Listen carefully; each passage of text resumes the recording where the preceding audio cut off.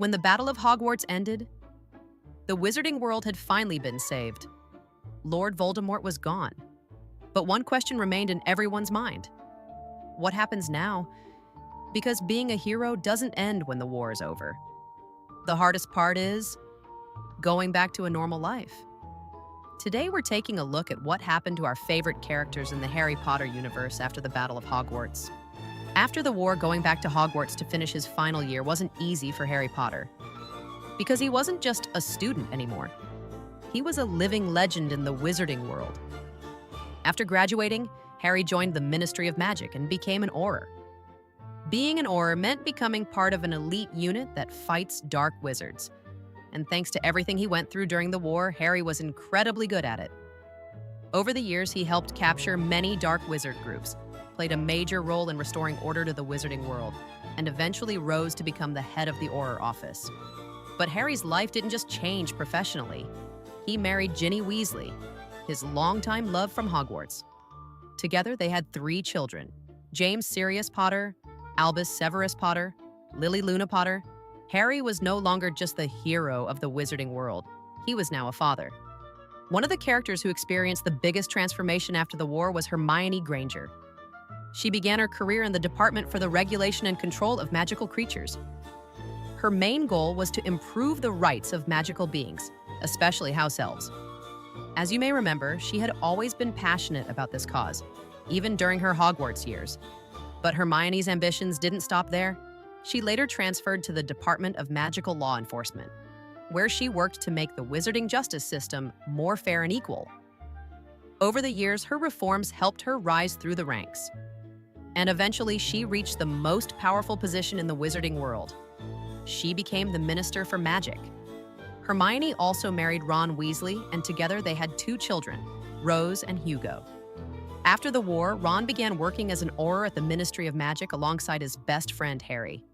For Ron Weasley, this job was truly an honor.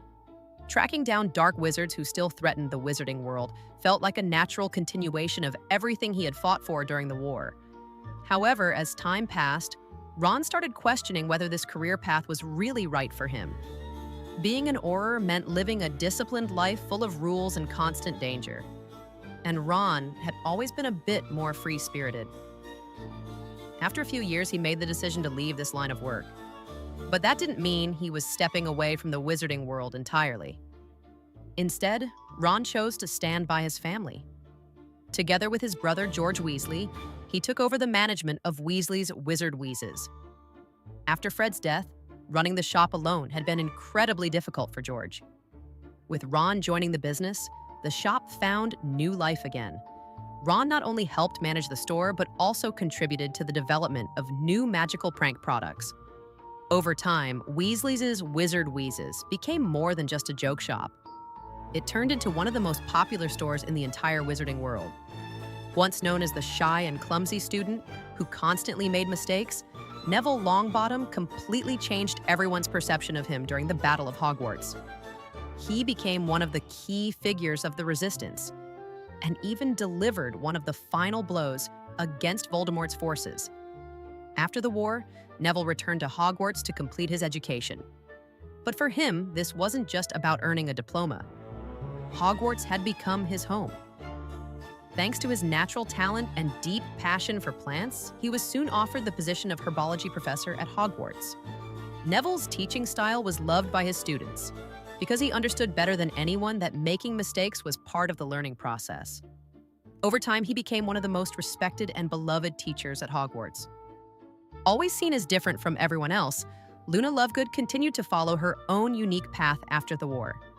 She turned her passion for magical creatures into a full-time career and became a well-known magizoologist. Traveling across the world, she researched magical species that had never been discovered before. Some of the creatures she studied were ones that many people didn't even believe existed. Luna's work helped create a deeper understanding of magical ecosystems within the wizarding world. Later, she married Rolf Scamander, the grandson of Newt Scamander, and together they continued researching magical creatures. One of the characters whose life changed the most after the war was Draco Malfoy. Because the Malfoy family had been closely associated with the dark side during the war, Their reputation in the wizarding world suffered greatly. As a result, Draco chose to live a quieter life away from the public eye. He distanced himself from pureblood ideology and focused more on family. He married Astoria Greengrass and had a son named Scorpius. Draco was no longer the arrogant boy from Hogwarts. He had become someone trying to learn from his past mistakes. As you can see, the Battle of Hogwarts wasn't the end of our characters' stories. It was actually the beginning of a new chapter. So, which character do you think had the most interesting life after the war? Let me know in the comments below. And if you enjoyed this video, don't forget to like and subscribe. See you in the next video.